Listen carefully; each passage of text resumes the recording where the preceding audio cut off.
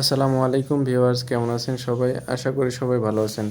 Viewers, আজকে আমি আপনাদেরকে ইমোর নতুন সব আপডেট দেখাবো, যেটি দেখলে আপনি চমকে যাবেন। ভিউয়ার্স, ইমো আমাদের খুবই প্রয়োজনীয় একটি অ্যাপস। এই অ্যাপসের মাধ্যমে আমরা বিভিন্ন জনের সাথে কথা বলে থাকি, বিভিন্ন প্রাইভেসি কথা বলে থাকি, আমরা খুবই গুরুত্বপূর্ণ কথা বলে থাকি।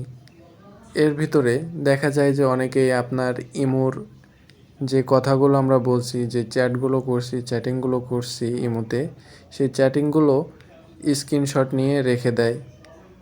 তো ইমো এমন একটি আপডেট নিয়ে আসছে, কেউ আর আপনার চ্যাট লিস্টটি স্ক্রিনশট নিতে পারবে না। তো সেটি আপনাদেরকে আজকে আমি দেখাবো। তো সেজন্য আপনাকে ইমোটি আপডেট করে নিতে হবে। সেজন্য প্লে স্টোরে যাবেন, প্লে স্টোরে গিয়ে ইমো লিখে সার্চ করবেন। সার্চ করার পরে এই যে ওপেন যেখানে লেখা আছে, আপনার যদি আপডেট করা না থাকে তাহলে এখানে আপডেট থাকবে, আপনি আপডেট করে নেবেন। নেওয়ার পরে ওপেন করবেন। আমি ওপেন করতেছি।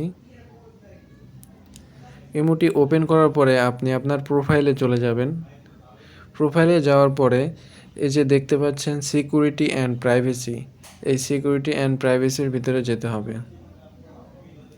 সিকিউরিটি অ্যান্ড প্রাইভেসিতে যাওয়ার পরে দেখতে পাচ্ছেন ওপরে লেখা আছে চ্যাট অ্যান্ড কল প্রাইভেসি।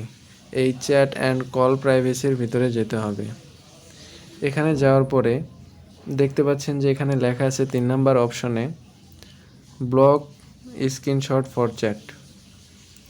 এটিতে যাওয়ার পরে ইনেবল আপনার এটি অফ থাকবে, বন্ধ থাকবে, এটি আপনার অন করে দিতে হবে, ইনেবল করে দিতে হবে। তাহলে দেখা যাবে কি আপনার এটি কেউ স্ক্রিনশট নিতে পারবে না। আপনি যে চ্যাটগুলো করছেন এই চ্যাটের কেউ স্ক্রিনশট নিতে পারবে না। এরপরে 2 নম্বর তার নিচে একটি অপশন দেখতে পাচ্ছেন block share download and copy for chat. এটিও আপনার অফ থাকবে, অন করে দেবেন, ইনেবল করে দেবেন।